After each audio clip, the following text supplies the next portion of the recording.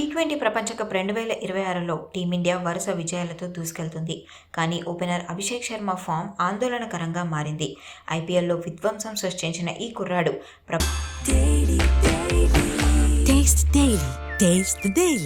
ప్రపంచ కప్లో మాత్రం తన గేమ్తో తీవ్ర విమర్శల పాలయ్యాడు. నమీబియాతో మ్యాచ్కు అనారోగ్యంతో దూరమైన అభిషేక్ పాకిస్తాన్తో జరిగిన పోరులోనూ ఖాతా తెరవకుండానే పెవిలియన్ చేరాడు. ఈ నేపథ్యంలో టీమిండియా దిగ్గజ క్రికెటర్ సునీల్ గవాస్కర్ అభిషేక్ శర్మకు సలహా ఇచ్చాడు. అభిషేక్ శర్మకు నేనిచ్చే సలహా ఒక్కటే, క్రీజ్లోకి రాగానే భారీ షాట్లకు వెళ్లకుండా మొదట సింగిల్స్ తీయడానికి ప్రయత్నించాలి. ఒక్కసారి సింగిల్స్ తీస్తే కాళ్ళు కదులుతాయి, కాన్ఫిడెన్స్ కూడా పెరుగుతుంది. ఆ తర్వాత వేగంగా పరుగులు రాబట్టొచ్చు. అతనికి ఇప్పటికే న్యూజిలాండ్పై అద్భుతమైన ఇన్నింగ్స్లు ఆడి మంచి టచ్లో ఉన్నాడు. ఆ టచ్ను వాడుకోవాలంటే క్రీజ్లో కుదురుకోవడం ముఖ్యమని సన్నీ పేర్కొన్నారు.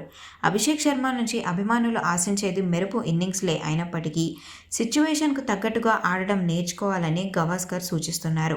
మరోవైపు టీమిండియా ఇప్పటికే గ్రూప్ స్టేజ్లో వరుసగా 3 విజయాలు సాధించి సూపర్ 8 బెర్త్ను ఖరారు చేసుకుంది. తమ చివరి లీగ్ మ్యాచ్ను నెదర్లాండ్స్తో ఆడనుంది ఇండియా. ఈ మ్యాచ్లోనైనా అభిషేక్ తిరిగి ఫామ్లోకి వస్తాడో లేదో చూడాలి.